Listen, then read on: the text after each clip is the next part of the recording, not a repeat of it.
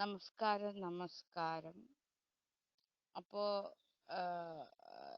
എൻ്റെ ഫേസ്ബുക്ക് പേജിൽ പലരും ഫേക്ക് ഐ ഡിയിൽ വന്ന് എഴുതിയിടുന്നുണ്ട്.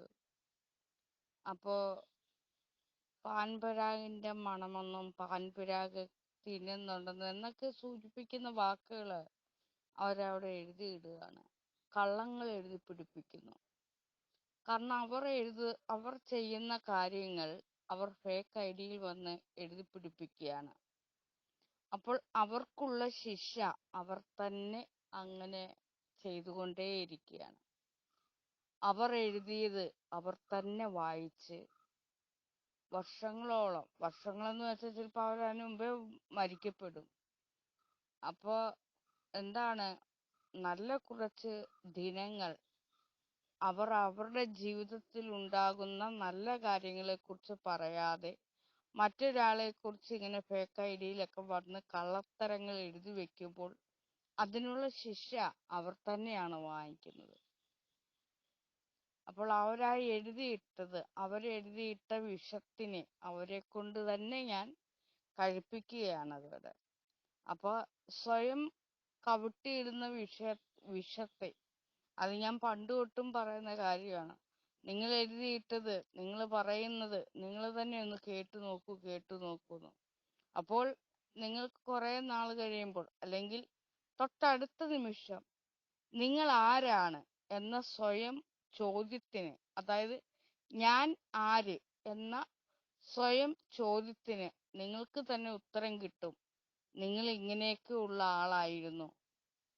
ഫേക്ക് ഐ ഡിയിലൊക്കെ ചെന്ന് നാഗസൈരേന്ദ്രി ദേവിയുടെ ആയാലും മറ്റാരുടെയെങ്കിലും ഒക്കെ ആയാലും വീഡിയോയുടെ അടിയിൽ ഇങ്ങനെയൊക്കെ പോയി എഴുതിയിടുന്ന ആളായിരുന്നു നിങ്ങളെന്ന് നിങ്ങളുടെ ഉള്ളിലുള്ള ആ ആത്മബോധം, ആ പൊതുബോധം, ആ ആത്മചൈതന്യം നിങ്ങളോട് പറയാം. പിന്നെ നിങ്ങളെ പറ്റി നിങ്ങൾ പിന്നെ എന്തെല്ലാം നല്ലത് പറഞ്ഞാലും ആളുകൾ വിശ്വസിക്കത്തില്ല. നിങ്ങൾക്ക് വന്നിട്ടുള്ള അനുഭവങ്ങളെ പറഞ്ഞ് ഫലിപ്പിക്കാനായിട്ട് ഇവിടെ വെച്ചാലും നിങ്ങളെ ആരും വിശ്വസിക്കേയില്ല. അപ്പൊ അതുകൊണ്ടൊക്കെയാണ് ഞാൻ പറയുന്നത്, നിങ്ങൾ ഇതിൽ നിന്നും പിന്മാറൂ, നെഗറ്റീവിൽ നിന്നും പിന്മാറൂ. അപ്പൊ ഇവരൊക്കെ ഇങ്ങനെ കള്ളത്തരങ്ങളാണ്. ഇവരാരാണ് എന്താണ് എന്നൊന്നും എനിക്കറിയില്ല. ഇവരൊക്കെ തന്നെ ഇങ്ങനെ കള്ളത്തരങ്ങൾ എഴുതി വെച്ചുകൊണ്ടേയിരിക്കുന്നു. അവർക്കുള്ള ശിക്ഷ അവർ ഏറ്റുവാങ്ങിക്കൊണ്ടേയിരിക്കുകയാണ്. ഞാൻ അവർക്ക് കൊടുത്തുകൊണ്ടേയിരിക്കുകയാണ്.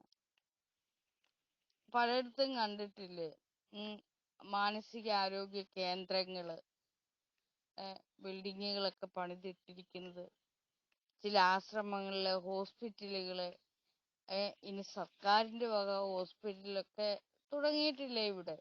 അപ്പൊ എനിക്കതിന് ഭൂമിയില്ല. ഹോസ്പിറ്റലൊക്കെ പണിയാൻ ഭൂമിയില്ലാത്തോണ്ട് ഞാനത് യൂട്യൂബ് ചാനലില് ഒരു ചാനലാക്കി ഞാൻ ഇടുന്നേ ഉള്ളൂ. അപ്പൊ അവിടേക്ക് ഞാൻ ഇത്തരം ആളുകളുടെ ജൽപ്പനങ്ങളെ, വാക്കുകളെ എടുത്ത് ആഡ് ചെയ്യുന്നു. അതിലൂടെ ഞാനൊരു വരുമാന മാർഗം ഉണ്ടാക്കുന്നു. മനസ്സിലായോ? ഇത് മറ്റുള്ള ആളുകൾ ഇത് കഴിവതും ഇത് കാണുകയോ കേൾക്കാതെയോ ഇരിക്കുക. അത് ആ എഴുതി വെച്ച ആളുടെ ചിന്തകളും വാക്കുകളും പ്രവർത്തികളുമാണ്.